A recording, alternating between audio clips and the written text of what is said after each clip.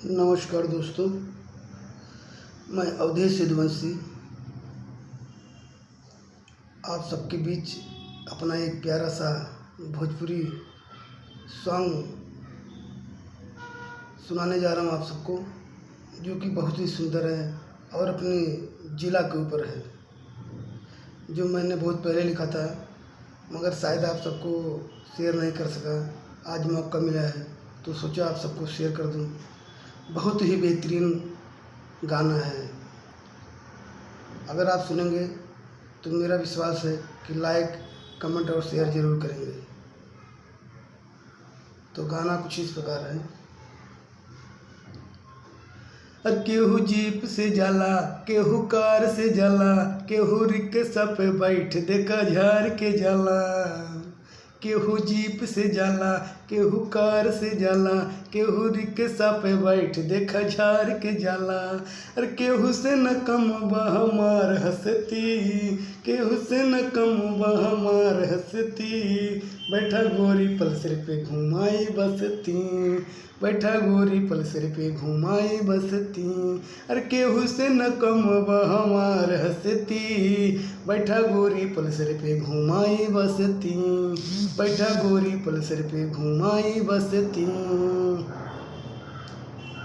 अरे चला हो गोरी चला चला, ऐसे न रहा खड़ा, सोचा न कुछ हो बिचारा, ले हम ना हम तुसे भड़ा।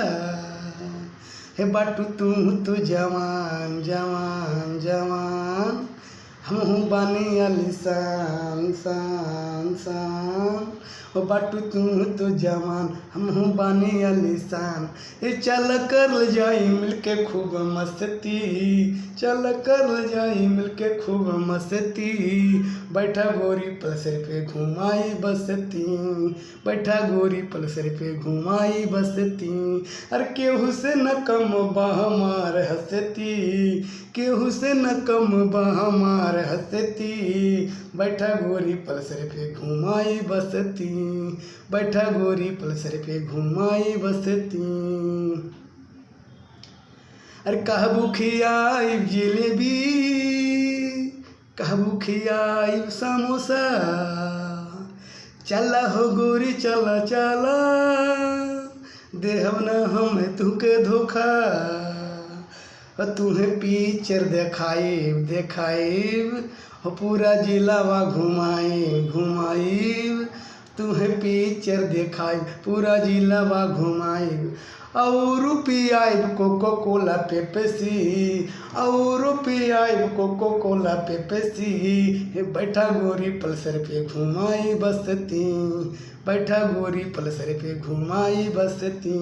अरे केहू से न कम बा हमार हंसती, केहू से न कम बा हमार हंसती। बैठा गोरी पल्सर पे घुमाई बसती, बैठा गोरी पल्सर पे घुमाई बसती।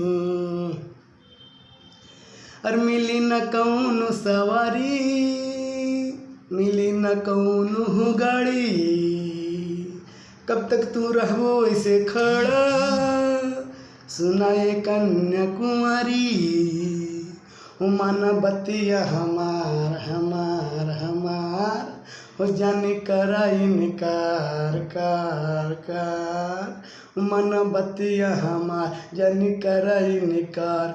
अरे ऐसे न हंसी हंसी मारा मुझकी, ऐसे न हंसी हंसी मारा मुझकी। अरे बैठा गोरी पल्सर पे घुमाई बसती, बैठा गोरी पल्सर पे घुमाई बसती। अरे केहू से न कम बा हमार हंसती, बैठा गोरी पल्सर पे घुमाई बसती, बैठा गोरी पल्सर पे घुमाई बसती। अरे केहू से न कम बा हमार हंसती, बैठा गोरी पल्सर पे घुमाई बसती, बैठा गोरी पल्सर पे घुमाई बसती। धन्यवाद दोस्तों, अगर वीडियो अच्छा लगे तो शेयर और कमेंट ज़रूर करना। धन्यवाद।